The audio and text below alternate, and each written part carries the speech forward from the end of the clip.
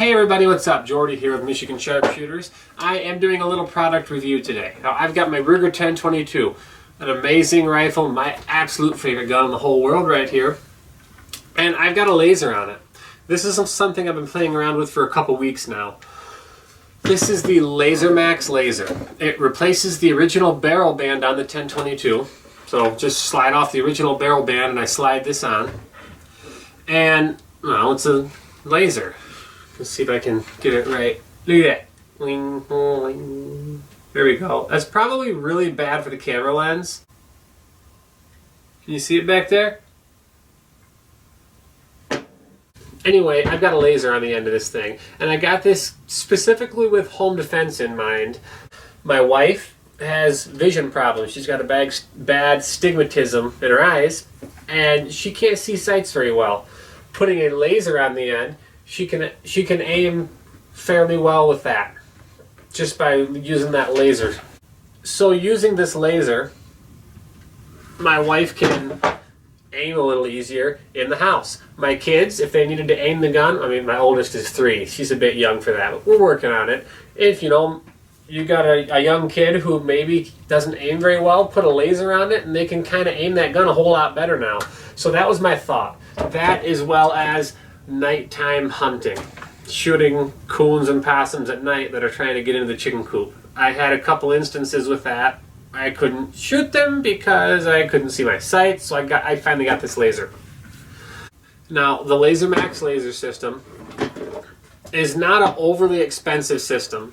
Trouble is, looking online, I see it selling for anywhere between $45 and $120. It's not worth $120. It's a fairly cheap laser in there with a plastic housing, fiberglass reinforced to give it a little rigidity, but it's not a tactical strength laser in the least. It's a fairly weak laser. It takes little button batteries, little watch batteries. It's not overly bright, so in the daytime, bright daylight outside, I can't see the laser. In my house, it's a little darker in here. I can see the laser pretty good, but on a bright day, I can't see that thing at all. So, well, first off, that's one strike against it. It's not so bright. On the plus side, I did only pay about $50 for it, including shipping, so I wasn't expecting a behemoth of a bright laser. Well, this thing is a little bit goofy to install. I actually had to take my front sight off because I have an extra tall front sight. But you've got to take out the side plate here, the little battery cover. It takes a skinny little Phillips screwdriver, and there's 2 little screws that you got to take out.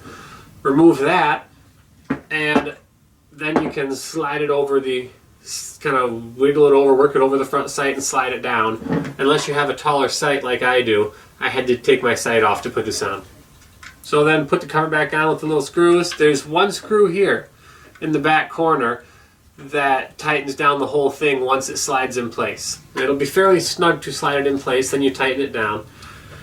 It doesn't look like it's going anywhere, so it's fairly sturdy. It's not overly accurate. If you were to bang it, or if you carry it by there, don't, because that's stupid. But if you bang it or if you're rough on it, it can move just a little bit, and that can push that point of it. That can push the laser off by a foot or 2 at 20 yards, easy. So you got to watch that. Not necessarily something for precision shooting. Now on the plus side, they have these little rails on the side here, and these are for hooking flashlights on. If you wanted a flashlight basically for nighttime hunting, which is the design of this, is it was intended more for a nighttime coon or possum hunting, or maybe nighttime coyote hunting. You can put a tactical high-strength flashlight on here. You've got your little laser for nighttime use. Okay, if you're thinking defensive use, flashlights are amazingly great. I mean, you could mount one on each side and you really blind somebody, or you could just confuse somebody by putting 3 lasers on here. You could have 1 laser in the middle, 1 on each side, look 3 times as deadly. I don't know. Now, I wasn't overly impressed when I put this thing on and played with it at first. I was a little let down. The switch, off and on switch, which is up here, it's ambidextrous either side. turns it on, either side turns it off. It feels chintzy and cheap and lightweight. I could see that being a weak point to this thing. Once again, I only paid 50 bucks, so yeah. I'm not totally thrilled with the fact that it takes just little button batteries. I was hoping for something with a little more battery life. Maybe, you know, a more expensive battery to put in there, which would be more expensive, but it'd be brighter for longer, it'd last longer. It's got a fairly cheap laser in it. The laser is basically the same laser that they put in a lot of the laser training cartridges for dry fire practice. The same basic laser. Not an overly expensive fancy laser. It's fairly cheap. But it does slide right onto the Rger 1022. There's not really a great way to put a laser on the 1022 unless you were to, you know, you get the tactical version with some rail space, or if you add some rail space up here maybe, but then it gets in the way of the sight. I've seen people try and add things onto the side of the stock before, but I don't really want to just drill holes in the stock and screw something into it. This is probably about your best system for putting a laser on the 1022. Now, to adjust the sight, it's a little bit of a pain in the butt. There's a little hole in the bottom here and one off to the side. Doesn't look like there's anything in them, but it says LR and UD for left to right and up to down. It takes a little bitty Allen wrench, and not one of the metrics. It takes one of the standard American Allen wrenches. And little bitty adjustments. There's only about one full half turn of adjustment, or a little under a half a turn worth of adjustment. Maybe only about a quarter turn worth of adjustment to these screws. So there's not a lot. And one tiny bit of movement moves that laser a whole lot. So you gotta go real slow and check it out, and go real slow again and check it out. Make sure that when you install it, this is pulled all the way down as far as possible, and then tighten it down as tight as it'll go, because that's how you're gonna keep it from moving. If it moves forward or left to right at all, it's gonna be way off center. So take your time to sight it in, and make sure it's slid all the way down and tightened up. So to sight the thing in, it's super easy. I'm just going to use my ammo box. You can use a sandbag or any kind of rifle rest. I'm going to put this on the table and put the rifle on top of there.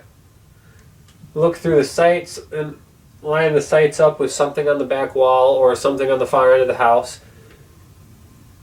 Then I'll look up and see where the laser's pointed. If the laser is pointed exactly on the same spot, good. If not, adjust it till it is. And easy as pie.